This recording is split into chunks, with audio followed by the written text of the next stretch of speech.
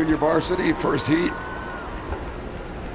Moving forward will be USC unofficially, followed by the University of Wisconsin, as those two battled, especially over the last 500 meters, with SC holding off the challenge. Then came Sacramento State, followed by the University of Oklahoma, Georgetown University, Bates, and Loyola Marymount. The Ballast Point Beer Garden is now open. Enjoy craft beers, Bloody Marys, live entertainment, and great food all day long. The Ballast Point Beer Garden is now open.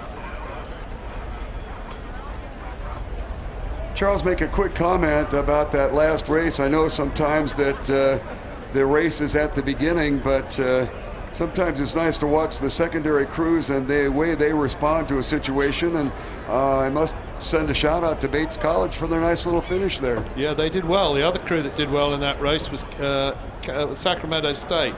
I mean, that race for about the first 5,000 was like in echelon across the course. Lane 1 was out of lane 2, had a lane 3, had a lane 4, etc. But Sac State really took it to the University of Oklahoma in the third 500 and forced their way past them. And no doubt they'll be ready to take them on again in the petite final of this event tomorrow.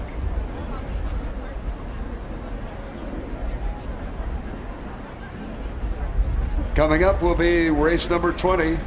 It is the second part of 3 here for the women's collegiate junior varsity. And this is being contested for the Jackie Ann Stitt Hungness Trophy.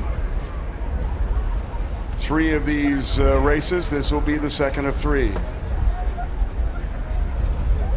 Down at SeaWorld Cove now, event number 20, women's collegiate second varsity heat B. Lane assignments: lane 1, Stanford University; lane 2, Washington State University; countdown start; lane 3, hands will University not be of recognized; Iowa; lane 4, 5, University of San Diego; 4, lane 3, 5, the University of 2, Tulsa; lane 6, Fordham Attention. University; and in lane 7, go! Oregon State University. And we have a start.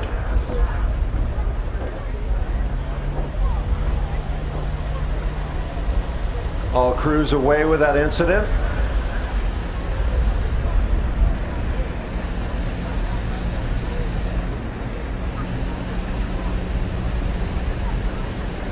The bow of Stanford University pokes out on the lead, followed by the Iowa Hawkeyes in lane 3.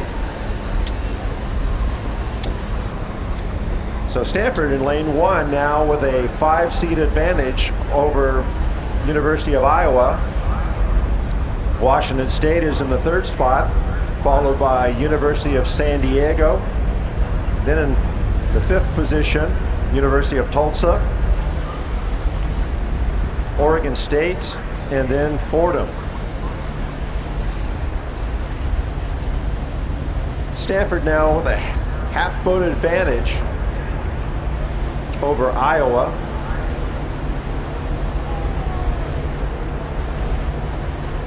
Third position is Washington State, who has a half-a-boat advantage over University of San Diego. The 5th and 6th position is dead even. The trailing crew is Fordham. Rams in lane 6. So here we come through the 500-meter mark. It's still Stanford, your leader. University of Tulsa, Stanford is your leader. Iowa is in the 2nd position. Then Washington State.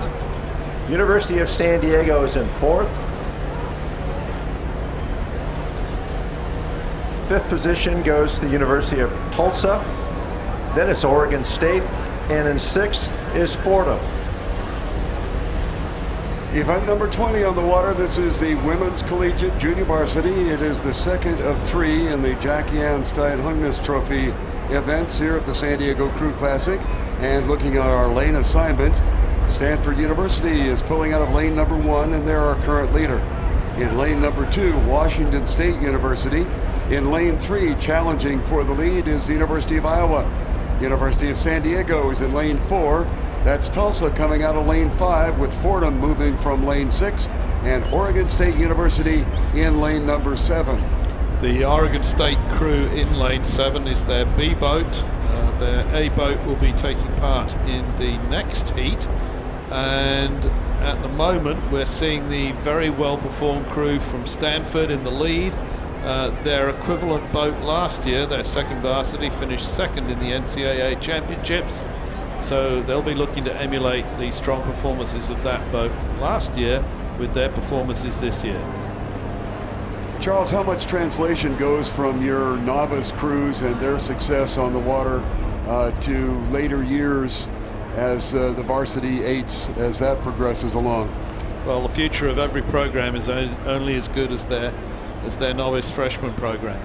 So what you're looking to see is progression from the freshman novice boat to the second varsity, and from the second varsity through to the first varsity as athletes graduate at the end of their 4 years. So it's pretty indicative of the depth of program, and right now the Stanford University is on the lead and moving along in lane number 1, and they're being shadowed by the University of Iowa out there in lane number 3. Yes, we're seeing some very strong performances from some programs in depth already at this regatta, and the ones that are standing out are Stanford and University of Southern California.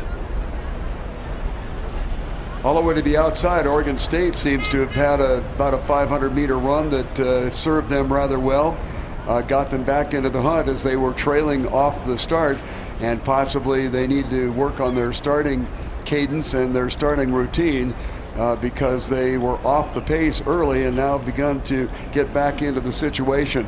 Stanford continues to lead on the shoreline side.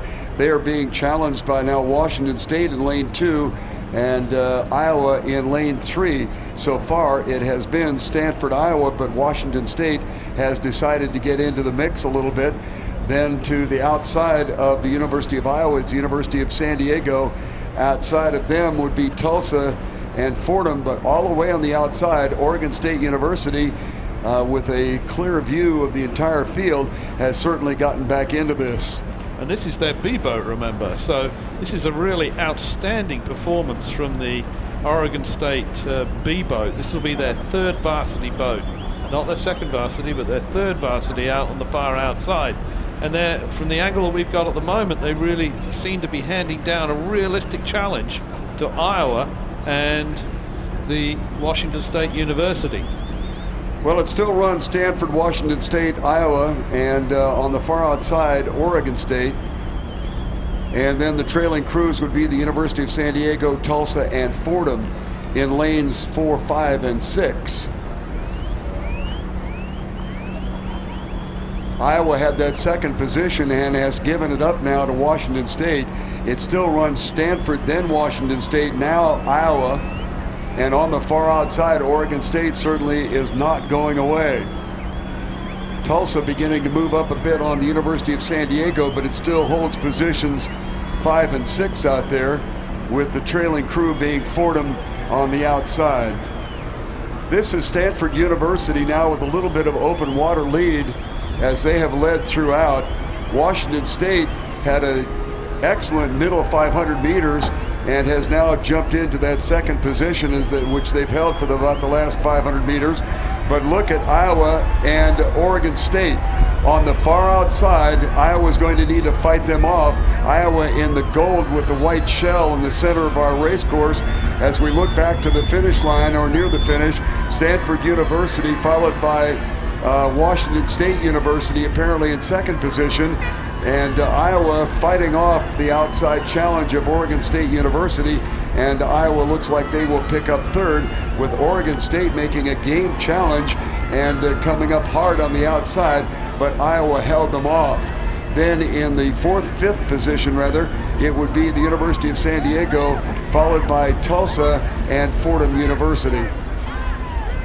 Yes, Alan, well, if their third varsity was that good, let's see how good their first varsity is in the, or their real JV is in the next race for Oregon State. We can maybe expect something a little bit special from them. The unofficial order of finish for event number 20, the women's collegiate JV. Stanford University number 1, Washington State 2, and Iowa in the 3rd position, followed by Oregon State University, University of San Diego, Tulsa, and Fordham.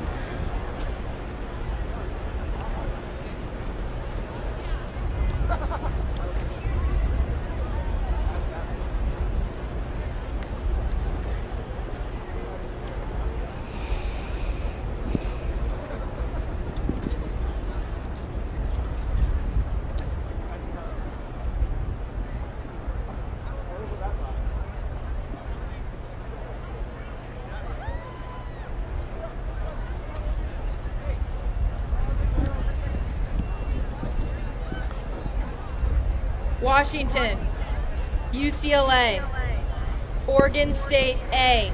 At the starting line Alabama, now, event number 21, San Diego women's State, collegiate 2nd varsity 8, Kansas State, Heat C, SMU, lane 1, University of Washington, lane 2, UCLA, lane 3, Oregon State University, lane 4, University of Alabama, lane 5, San Diego State University,